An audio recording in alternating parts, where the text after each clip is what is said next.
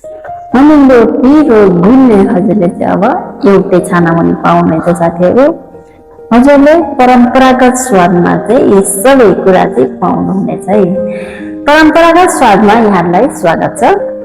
आज मैले हजुरहरूको लागि चाहिँ के भिडियो लिएर आएको छु भनेदेखि हजुरहरूलाई सबभन्दा पहिला चाहिँ हजुरले खाजा खाने बेलामा चाहिँ के खाने होला भन्ने हुन्छ नि होइन। अनि पछिल्लो न बाबु पसलबाट लिएर आऊ भनेर हामी आरामसँग नभ्याउँदाखेरि भ्याउँदा त हामी घरमै बनाएर खाएका हुन्छौँ। र त्यो अवस्थामा पनि हजुरहरूले चाहिँ हजुरहरूलाई सजिलो बनाउनको लागि चाहिँ हामीले टी टाइमको डिस लिएर आएका छौँ साथै। यो चाहिँ हजुरको अर्डर अनुसार मात्रै बन्ने गराइन्छ ताकि हजुरहरूले एकदमै फ्रेस खाना पाउनु होला भनेर चाहिँ हामीले हजुरको अर्डर गरेको 1 देखि 2 दिनभित्र चाहिँ बनाएर हजुरलाई पठाउनेछौँ साथीहरू।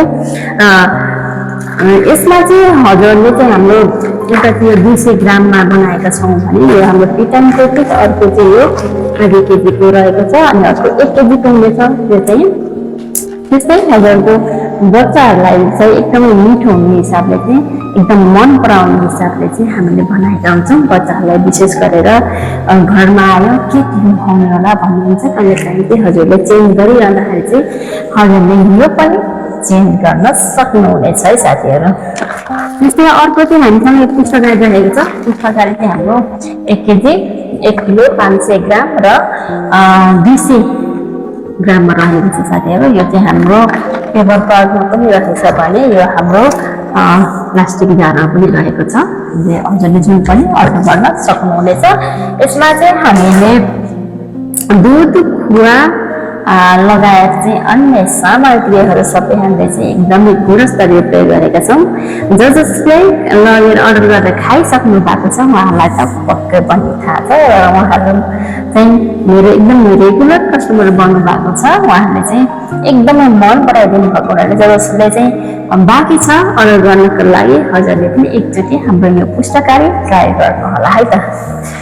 त्यस्तै हामीसँग अर्को चाहिँ के रहेको छ भने यो आलु चिप्स पनि रहेको छ।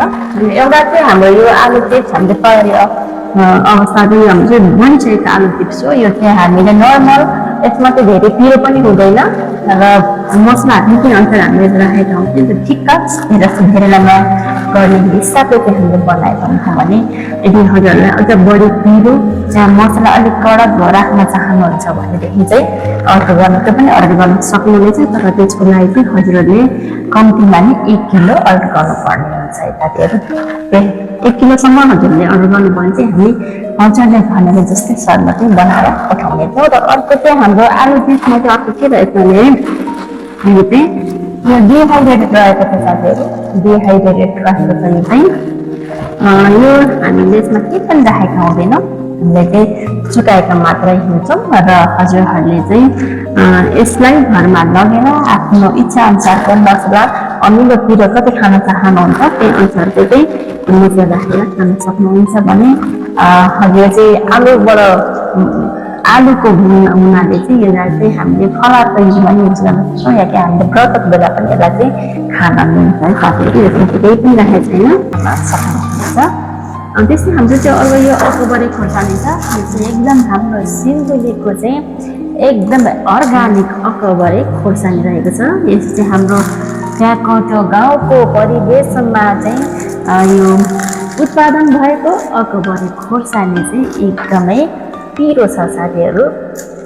हजुरहरूले चाहिँ एकदम अर्ग्यानिक खोज्नुहुन्छ भनेदेखि चाहिँ यो अकबरे खोर्सानी जुन यो चाहिँ डिहाइड्रेटेड हुन्छ हजुरहरूलाई चाहिन्छ भने अर्डर गर्नु होला। यो पनि हामीसँग अहिले भएको चाहिँ यो भिडियोमा चाहिँ मैले यति नै देखाएँ साथीहरू। योभन्दा बाहेक पनि हजुरहरूलाई त थाहा नै छ भेज नन भेज अचार र मस्यौरा सुकेका चानाहरू पनि छन्। र अर्को एउटा चाहिँ हामीसँग घिउ पनि रहेको छ साथीहरू। हामीले सिन्धुलीबाटै हामीले चाहिँ लिएर आएको घिउ हो। एकदमै मिठो छ यो स्वाद। हजुरले चाहिँ एकदम बास्नादार छ। हजुरले चाहिँ राम्रो घिउ खानुभयो भने थाहा पाइहाल्नुहुनेछ। गाउँघरमा चाहिँ त्यही परिवेशमा हुर्किसकेका हामीहरूलाई त घिउ कुन कस्तो भनेर पक्कै पनि थाहा नै हुन्छ। र हामीले चाहिँ त्यहाँको घिउ लिएर आएका छौँ र एकदमै मिठो घिउ चाहिँ मग आउँदो हुनेछ। यदि हजुरहरूलाई चाहिन्छ भने अर्डर गर्नुहोला। हजुरहरूलाई चाहिँ हामीले जति पनि हामीसँग चाहिँ उत्पादन जति पनि सामानहरू हुन्छन् हाम्रा सबै प्रोडक्टहरू चाहिँ हामीले होलसेलमा पनि दिने गरेका छौँ। यदि हजुरको पसल छ काठमाडौँ भ्यालीभित्र पसल छ भनेदेखि चाहिँ हामीले त्यहाँसम्म पनि हजुरहरूलाई सामान पुर्याउने व्यवस्था गरेका छौँ। यदि हजुरहरूलाई चाहिँ चाहिन्छ पसलको लागि भने पनि अर्डर गर्नुहोला है त।